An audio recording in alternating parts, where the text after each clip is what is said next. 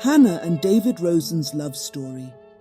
In the dark and harrowing days of World War II, amidst the brutality of a concentration camp, two lives briefly intersected. The brief, silent exchange of glances between Hannah and David was a fleeting moment of connection amidst the suffering. This is their love story. I first crossed paths in the aftermath of the war, in a way neither of us could have anticipated. I'd been going to David's bakery to buy bread for the people at my job, where I worked washing clothes for a local shop.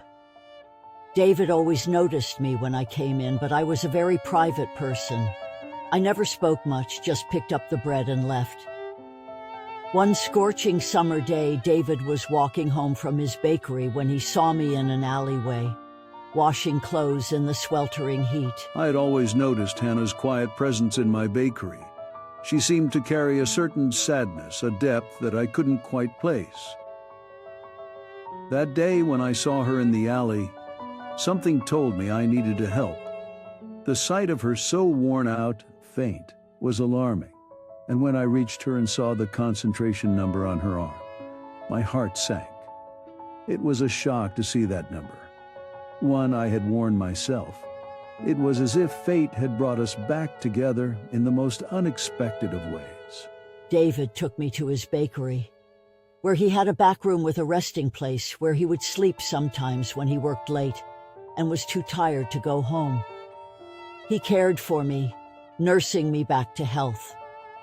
As I recovered, we talked about our pasts and our experiences. The bond we shared from the camp was undeniable, and it felt like coming home to finally be understood by someone who had lived through the same horrors. We began to see each other more regularly, and it wasn't long before our connection blossomed into something profound. Our relationship grew stronger with each passing day. We had both endured so much, and finding each other again was like a gift from the universe. We supported each other through the challenges of life and built a future together, one filled with love and resilience. Though we faced difficulties, including the prejudice and hardship of being Jewish immigrants in America, our love remained a constant source of strength. Hannah's presence was a light in my life, and our love story became a testament to overcoming adversity. David and I faced many obstacles, but our love was unwavering. We built a life together filled with joy and mutual respect. In the end, David and I spent our lives cherishing each other and the love that had survived the darkest of times.